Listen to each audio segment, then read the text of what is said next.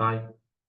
So நம்ம psychology கொஞ்சம் ஒரு 2 வீடியோ பார்த்தோம். அதுக்கப்புறம் சயின்ஸ்ல ஃபோக்கஸ் பண்ணோம். ஸோ சயின்ஸ ஓகே அப்படின்னு சொல்லிட்டு ஒரு 4 வீடியோ எடுத்திருந்தோம். அடுத்து இப்ப சைக்காலஜிலயே நெறைய நோட்ஸ் இருக்கனால, அதுல கொஞ்சம் பார்ப்போம் ஃபோக்கஸ் பண்ணணும்னு சொல்லிட்டு தான் இந்த வீடியோ. ஸோ சைக்காலஜியோடைய 3வது வீடியோவா எடுத்துக்கோங்க. அண்ட் ஃபர்ஸ்ட் டாபிக் பார்த்தீங்கன்னா, நமக்கு child development and relationship with learning அப்படிங்கிறது தான் அந்த சிடெட்ல இருக்கும். அப்படிதானே?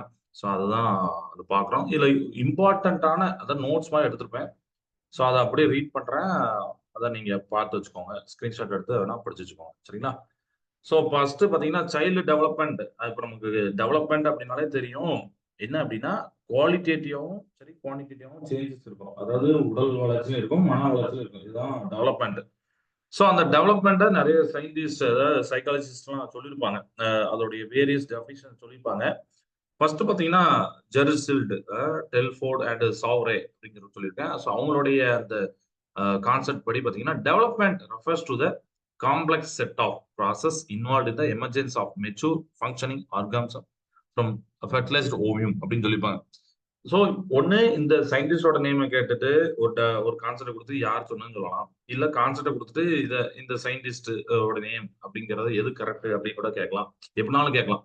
ஸோ அதனால பார்த்துக்கோங்க டெவலப்மெண்ட் அவங்க என்ன சொல்லிருக்காங்கன்னா, it is a complex set of process involved in the emergence of mature functioning. இந்த மாதிரி சின்ன வேர்ட ஞாபகம் வச்சுக்கணும். ஸோ 3 சயின்டிஸ்ட் நேம் அப்படி இருக்கு. 2வது பார்த்தீங்கன்னா, செகண்ட்ல அக்கார்டிங் டு ஜே.இ. ஆண்டர்சன். ஆண்டர்சன் என்ன சொல்லியிருக்காருன்னு பார்த்தீங்கன்னா, development is concerned with growth as well as those changes in behavior with result from environmental situation சொல்லியிருப்பாங்க. ஸோ ஆண்டர்சன் படி டெவலப்மெண்ட்டும் பார்த்தீங்கன்னா, அந்த growth மாரி தான். ஸோ அந்த சேஞ்சஸ்லாம் இருக்கும். பிஹேவியர்ல சேஞ்சஸ் இருக்கும். எதனாலன்னா, அந்த என்விரான்மென்டல் சிச்சுவேஷனால அப்படின்னு சொல்லியிருப்பாரு. அக்கார்டிங் டு கார்லாக் இதெல்லாம் பார்த்தீங்கன்னா, டெவலப்மென்ட்ல வரக்கூடிய கான்செப்ட். அ ஸோ இதே சயின்டிஸ்ட் வேற டாபிக் வரும்போது, அவங்க அதுல ஒரு கான்செப்ட் சொல்லியிருப்பாங்க. அத நம்ம லேட்டரா பார்ப்போம். இப்ப நம்ம டெவலப்மென்ட்ல பார்த்துட்டு இருக்கோம். ஸோ கார்லாக் பார்த்தீங்கன்னா, development is not limited to growing லேயர். Instead it consists of progressive series of changes towards the goal of maturity. Due to development new abilities grow in a man அப்படின்னு சொல்லியிருப்பாரு. அதாவது டெவலப்மென்ட் அப்படிங்கிறது ஒரு ஒரு லேயரா அப்படி grow ஆனவுனே stop ஆகக்கூடிய விஷயம் இல்ல. இது வந்து அவ்வளோ கொஞ்சம் வளர்ந்துட்டா ஸ்டாப் ஆயிரும். அந்த மாரி கிடையாது. அதுக்கு பதிலா இது வந்து ஒரு ப்ராக்ரசிவ் சீரியஸ். நம்மளுடைய அந்த மெச்சூரிட்டி வந்து அட்டைன் பண்ற அளவுக்கு வரைக்கும் என்ன ஆகும் அப்படின்னா, நம்மளுக்கு வந்து டெவலப்மென்ட் வளர்ந்துட்டே இருக்கும். இன்னும் சொல்லப்போனா நம்ம எண்ட் ஆஃப் த லைஃப் வரைக்கும் டெவலப்மென்ட் இருக்கலாம். மைண்ட் அளவுல, பிசிக்கல் அளவுல இல்லாட்டாலும் மைண்ட் அளவுல நம்மளுடைய டேலண்ட், இன்டெலிஜென்ஸ் இது எல்லாத்தையும் சேர்த்து சொல்றோம். சரியா? அது டெவலப்மென்ட். ஆ அடுத்து பார்த்தீங்கன்னா, அக்கார்டிங் டூ ஹைன்ஸ் வெர்னர் அவரு சொன்ன கான்செப்ட் படி பார்த்தீங்கன்னா, 4த் பாயிண்ட்ல development consist of 2 process integration and differentiation. So இந்த லைன் ரொம்ப ரொம்ப முக்கியம். சரிங்களா? 4த் ஒன் ரொம்ப ரொம்ப முக்கியம். ஹைன்ஸ் வெர்ஸ்டர் வந்து வெர்னர் சொல்லியிருப்பாரு.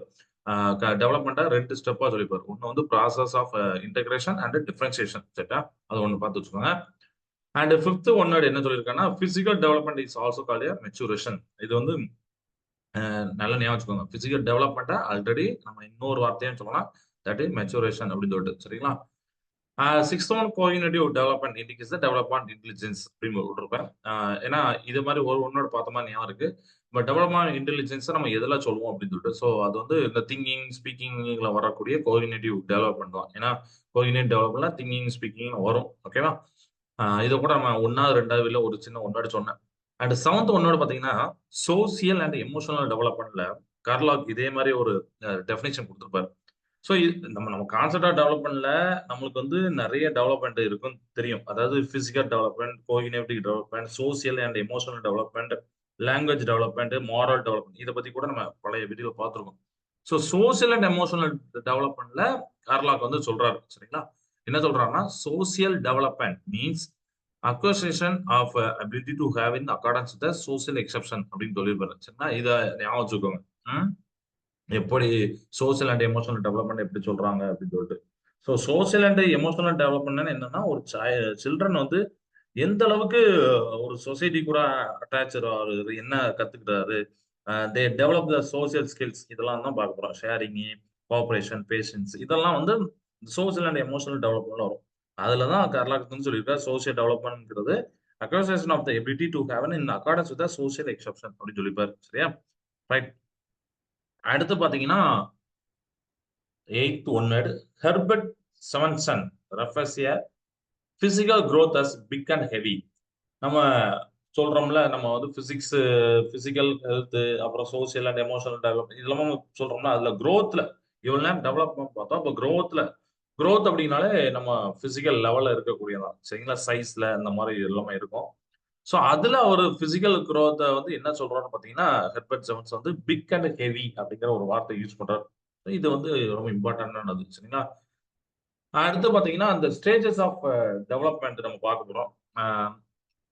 அதுல ஸ்டேஜஸ் ஆஃப் டெவலப்மெண்ட் அப்படிங்கிறது என்ன அப்படின்னா, ஒரு ஸ்டேஜை நம்ம பார்க்க போறோம். இதை வந்து முன்னாடி பார்த்துருந்தோம், இது கொஞ்சம் டீட்டெயிலா பார்க்க போறோம். இதுல ஃபர்ஸ்ட் ஒன் பாத்தீங்கன்னா இன்ஃபான்சி ஸ்டேஜ். இது வந்து பிறந்தல இருந்து 2 இயர் ஓல்டு குழந்தை வரைக்கும் சரியா, new born to 2 year old. இதுல முக்கியமான பாயிண்ட் என்னன்னா, எரிக்சன் அவரோட தியரி தான். ஸோ இவரோட தியரி படி the infant depends on the parents, especially mother. The major development task in infancy is to learn whether or not other people, especially primary caregivers, regularly satisfy basic needs அப்படின்னு சொல்லிட்டு important line சொல்லியிருப்பாங்க. Infant வந்து ரொம்ப மெயினா depend பண்ணியிருக்குது mother. இது நமக்கு practical தெரியும், பட் அது யார் சொன்னாங்கிறது முக்கியம். ஸோ எரிக்சன் அவரோட தியரி அப்படின்னு நம்ம ஞாபகம் வச்சுக்கணும். செகண்ட் பாத்தீங்கன்னா சைல்டுஹுட் ஸ்டேஜ். சைல்டுஹுட் ஸ்டேஜ்ல வந்து நம்ம ரெண்டா பிரிப்போம். ஒன்னு வந்து இயர்லி சைல்டுஹுட் ஸ்டேஜ் அல்லது டாய் ஏஜ்மாங்க, தட் இஸ் 2 to 6 இயர்ஸ். அந்த வருஷத்து 2 வயசுல இருந்து 6 வயசு, இதையும் நீங்க ஞாபகம் வச்சுக்கணும். இதுவே லேட் சைல்டுஹுட் ஸ்டேஜ் பாத்தீங்கன்னா 6 to 12 இயர்ஸ் சொல்லுவாங்க சரிங்களா. அதை மாதிரி ஞாபகம் வச்சுக்கோங்க, இயர்லி அண்ட் லேட். ஸோ இதுல சிக்மண்ட் ஃப்ராய்டு வந்து அவருடைய சைக்கோ அனலிட்டிக் தியரி, ஸோ இதை கூட தனியா கேட்டிருக்காங்க. சிக்மண்ட் ஃப்ராய்டோடைய ஒன் ஆஃப் த தியரி வந்து சைக்கோ அனலிட்டிக் தியரி அப்படின்னு சொல்றாரு. ஸோ அவர் வந்து இந்த லேட் சைல்டுஹுட் ஸ்டேஜை என்ன லேபிள் பண்றாரு பாத்தீங்கன்னா, நம்ம ஏர்லி சைல்டுஹுட்ல அந்த அளவுக்கு இம்பார்ட்டன்ட் பாயிண்ட் யாரும் சொல்லல.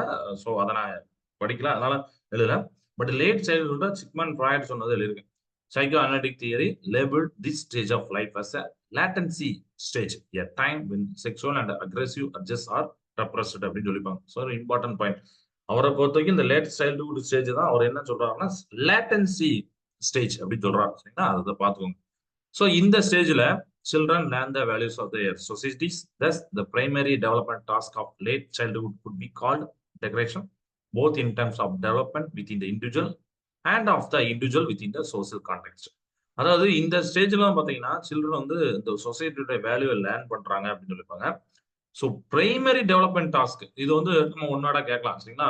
லேட் சைல்டுஹுட்டோட பிரைமரி டெவலப்மெண்ட் டாஸ்க் என்னன்னா இன்டகிரேஷன் சரிங்களா. இன்டகிரேஷன் தான் பிரைமரி டெவலப்மெண்ட் டாஸ்க்.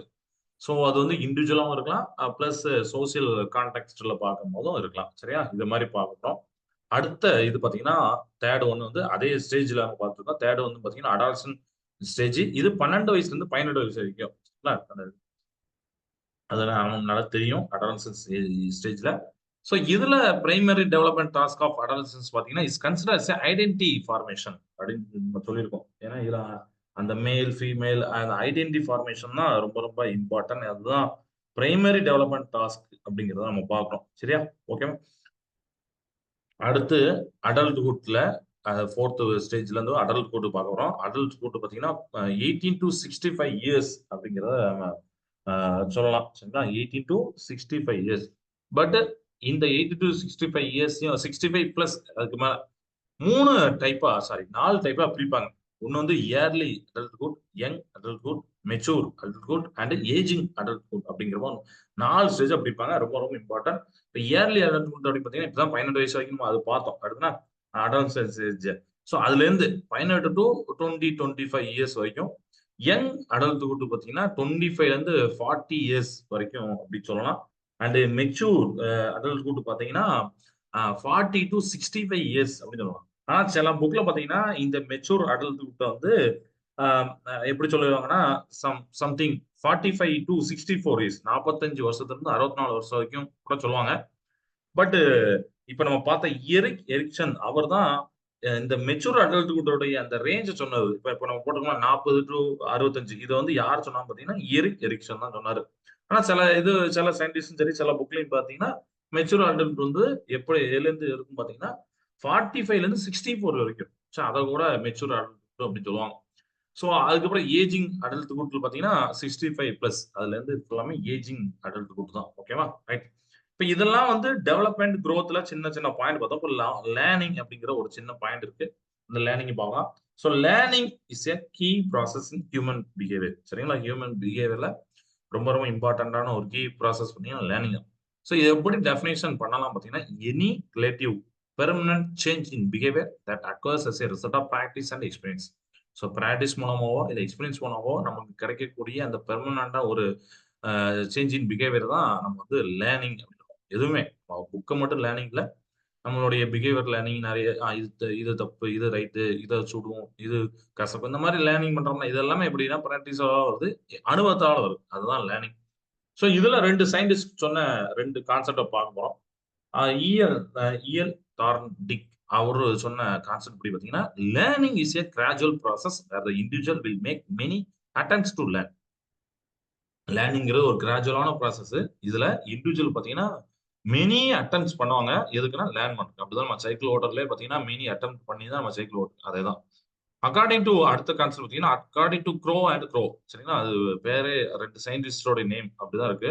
ஸோ அவங்க ரெண்டு பேரும் என்ன சொல்லியிருக்காங்கன்னா, க்ரோ அண்ட் க்ரோ அவங்களுடைய கான்செப்ட் படி learning involves in the acquisition of habits, knowing and attitudes அப்படின்னு சொல்லிட்டு. சரி, இது கொஞ்சம் இம்பார்ட்டண்டா எனக்கு தோணுது. ஏன்னா அந்த லேர்னிங் வந்து எதெல்லாம் இருக்குன்னா, அக்விசிஷன் ஆஃப் ஹேபிட்ஸ், அதாவது அக்விசிஷன்னா அதாவது வெற்றி கொள்ளுதல் அந்த மாதிரி, சரியா? கை கொள்ளுதல் அப்படிங்கிற மாதிரி. ஸோ ஹேபிட்ஸை வெற்றி கொள்ளுதல், நோயிங் நம்ம தெரிஞ்சதை கை கொள்ளுதல், ஆட்டிடியூட் இதெல்லாம்னா லேர்னிங் அப்படிங்கிறத நம்ம தெரிஞ்சுக்கலாம். இப்போ அடுத்து பார்த்தீங்கன்னா, இப்போ லேர்னிங்கை முடிச்சுட்டு அடுத்து நம்ம சீட்டட் சிலபஸ் படி பார்த்தீங்கன்னா, பிரின்சிபல் ஆஃப் சைல்டு டெவலப்மெண்ட் இருக்கும். அதுல வந்து ரொம்ப இம்பார்ட்டன்டான ரெண்டு தான் எடுத்தேன். அந்த பிரின்சிபல்ஸ் ரொம்ப பிரின்சிபல்னா என்ன, சைல்டு டெவலப்மெண்ட் கான்செப்ட் என்ன, பிரின்சிபல் என்ன அப்படிலாம் படிச்சிருப்போம். அதுல பாத்தீங்கன்னா இந்த ரெண்டு எல்லாம் இம்பார்ட்டன்டா இருந்துச்சு. ஒன்னு வந்து social learning theory, that is mean fractional reinforcement theory அப்படிங்கிறது ஒண்ணு.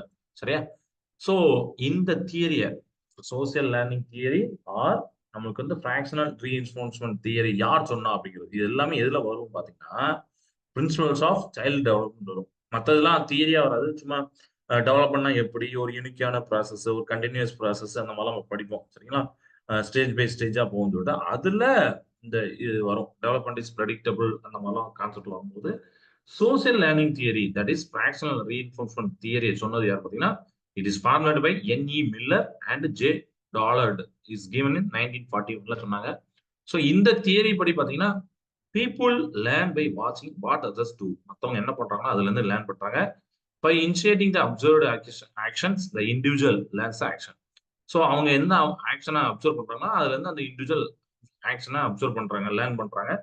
Positive reinforcement is provided to children so that they repeat the expected behavior. Reinforcement and punishment have effects on both behavior and learning. அதாவது பாசிட்டிவான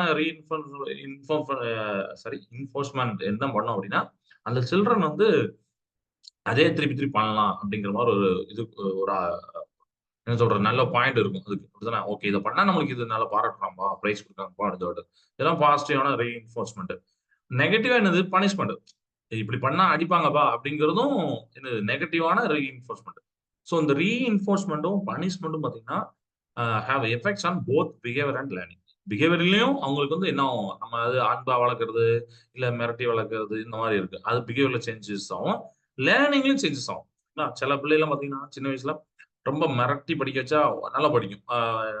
madam திட்டுவாங்கன்னு சொல்லிட்டு நிறைய ஸ்கூல்ல பாத்தீங்கன்னா home ஒர்க்லாம் முடிச்சு வர்றதுக்கு, ஏன்னா அந்த மேடம் திட்டுவாங்க, மேடம் அடிப்பாங்க, இந்த மாதிரிலாம் அதுக்காண்டி தான் படிச்சோம். பட் எஃபெக்ட் இருக்கு. சரிங்களா? அப்படிங்கிறது தான் social learning theory and or fractional reinforcement தியரில சொல்றது. இதுவே அடுத்த தியரி பாருங்க, theory of maturation that is development to not proceed at the same phase for all. அதாவது பொதுவா டெவலப்மெண்ட் பாத்தீங்கன்னா பிசிக்கல் டெவலப்மெண்ட் சரி, மைண்ட் லெவல்ல டெவலப்மெண்ட் சரி பாத்தீங்கன்னா ஒரு ஒரு சில்ட்ரன் வந்து இன்னொரு சில்ட்ரன் வேறுபடும். ஏன்னா அவங்களுடைய அந்த ஹெரிடிட்டி பரம்பரையா வர்றது, என்வரன்மெண்ட் எப்படி இருக்காங்க, எங்க சிட்டி சைட்ல வாழ்றாங்களா, கிராமத்துல வாழ்றாங்களா, டெக்னாலஜியோட வாழ்றாங்களா, டெக்னாலஜி இல்லாம வாழ்றாங்களா, எந்த அளவுக்கு சத்தான நியூட்ரிஷன் எடுத்துக்கிட்டாங்க, அம்மா அப்பா படிச்சாங்க, இந்த ஏகப்பட்ட ஃபேக்டர்ஸ் இருக்கு. கரெக்டா? சோ அதனால டெவலப்மெண்ட் பாத்தீங்கன்னா எல்லாருக்கும் பாத்தீங்கன்னா சேம் ஃபேஸ்ல ஒரு ஸ்பீட்ல எல்லாருக்கும் சேம் ரேட்ல போகும்னு சொல்லவே முடியாது. கரெக்டா? ஒருத்தருக்கு கூட போலாம், ஒருத்தருக்கு ஆனா கண்டிப்பா டெவலப் பண்ணி எல்லாருக்குமே இருந்துட்டே இருக்கும். அது நம்மளால பார்க்க முடியாது. இதுதான் கான்செப்ட். சோ இந்த தியரி ஆஃப் மெச்சூரேஷன் யார் சொன்னா பாத்தீங்கன்னா, ஃபார்ம் பை கெஸ்ஸல் அப்படின்னு சொல்லிட்டு போட்டிருக்கேன். So according to this theory, children go through similar stages of growth, although each child may move through this stage at their own rate. Example, all children learn to walk around the same age, but some may learn faster than others. இதை நம்ம முன்னாடி சொன்னதுதான். இந்த theory படி என்னன்னா, எல்லா சில்ட்ரனும் சிமிலரான அந்த growth-ஓட சிமிலரான ஸ்டேஜ்ல பாஸ் ஆகி அடுத்த ஸ்டேஜ் போவாங்க. சரியா? எல்லாத்துக்கும் சேமான ஸ்டேஜ் தான். ஆனா ஒவ்வொரு சில்ட்ரனுக்கும் அந்த ஓன் ரேட்ல தான் அவங்களோட டெவலப்மெண்ட் இருக்கும். சரியா? இப்போ சில சில்ட்ரன் பார்த்தீங்கன்னா, ஒரு ஒரு ஸ்டேஜ்ல சில்ட்ரன்னா நடப்பாங்க அப்படிங்கிற இருக்குன்னா, எல்லா சில்ட்ரனும் நடப்பாங்க. ஆனா ஒரு சில சில்ட்ரன்ஸ் நல்லா ஃபாஸ்டா நடப்பாங்க மத்தவங்கள விட அப்படிங்கிறது. சரியா? இதுதான் நம்ம இந்த இந்த கான்செப்ட்ல பார்க்குறோம். Theory of maturation. அண்ட் ஃபைனல்னு பார்த்தீங்கன்னா, சைல்டு சைக்காலஜி அப்படிங்கிறத எடுத்திருக்கேன். சைல்டு சைக்காலஜில பார்த்தீங்கன்னா, என்ன அப்படிங்கிறது மாஸ்பி மெடிக்கல் டிக்ஷனரில என்ன சொல்லியிருக்காங்கன்னா, சைல்டு சைக்காலஜி பத்தி, child psychology is the study of mental, emotional, behavioural development of infants and children. சரிங்களா? If focuses on the if இல்ல சாரி அதுல it focuses on the cognitive intellectual development of child அப்படிங்கிறத நம்ம படிக்க போறோம். So child psychology அப்படிங்கிறது எந்த அளவுக்கு சில்ட்ரன் வந்து அந்த பெர்த்ல இருந்து அடால்சன்ஸ் வரைக்கும் க்ரோ போறாங்க, சரிங்களா? அவங்களோட டெவலப்மெண்ட் எப்படி இருக்கு, லேர்ன், திங்க், இன்டராக்ட் எப்படி இருக்குன்னு சொல்லிட்டு அதான் படிக்கிறது தான் சைக்காலஜி, சைல்டு சைக்காலஜில. ஸோ மாஸ்பி மெடிக்கல் டிக்ஷனரி என்ன சொல்லியிருக்கலாம், சைல்டு சைக்காலஜிங்கிறது இந்த மாதிரி study of mental, emotional and behavioural டெவலப்மெண்ட்டா படிக்கிறது தான். அந்த இன்ஃபன்ட்ஸ் அண்ட் சில்ட்ரனுடைய அந்த இது படிக்கிறது தான். ஓகேவா? ஸோ இது எதாவது ஃபோக்கஸ் பண்ணுனா cognitive and intellectual development of a child தான் நம்ம பாயிண்டா படிக்கணும். சரிங்களா? இது போக ரொம்ப இம்பார்ட்டன்டான பாயிண்ட் இல்லை. ஸோ இதுக்கப்புறம் அடுத்த வீடியோல நம்ம அடுத்த டாபிக் இருக்கு, அதை நம்ம பார்ப்போம். அடுத்த டாபிக் பார்த்தீங்கன்னா, எந்த அளவுக்கு இன்ஃப்ளூயன்ஸ் ஆஃப் ஹெரிடிட்டியும் என்விரான்மெண்ட் இருக்கு சைல்டு டெவலப்மெண்ட்ல அப்படிங்கிறது. எல்லாமே இந்த சைல்டு டெவலப்மெண்ட் பெடகாஜி தான். அதுல இன்ஃப்ளூயன்ஸ் ஆஃப் ஹெரிடிட்டியும் என்விரான்மெண்ட்டும் எப்படி இருக்குன்றத அடுத்த வீடியோல பார்ப்போம். சரியா? இந்த வீடியோல போதும். Okay, by.